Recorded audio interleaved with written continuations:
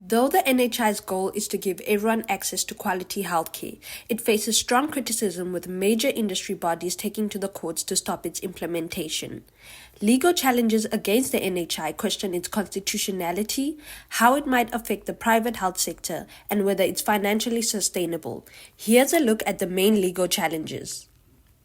The South African Medical Association, which represents over 17,000 doctors, are concerned about what the NHI means for patients and healthcare workers.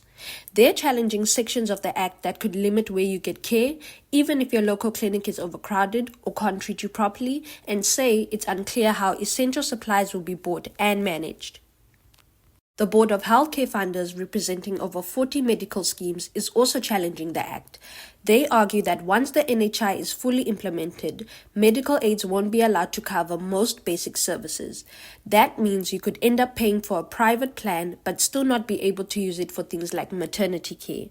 They also say the NHI doesn't line up with current laws like the Medical Schemes Act, and they're demanding more transparency on how the President made the final decision to sign it into law. Trade Union Solidarity, representing around 600,000 members, takes issue with the Certificate of Need. Under the NHI, doctors will need government approval to open or expand a practice. The trade union says this limits where professionals can work. The Hospital Association of South Africa represents major private hospital groups. They say parts of the Act discriminate against asylum seekers, limiting them to emergency services only.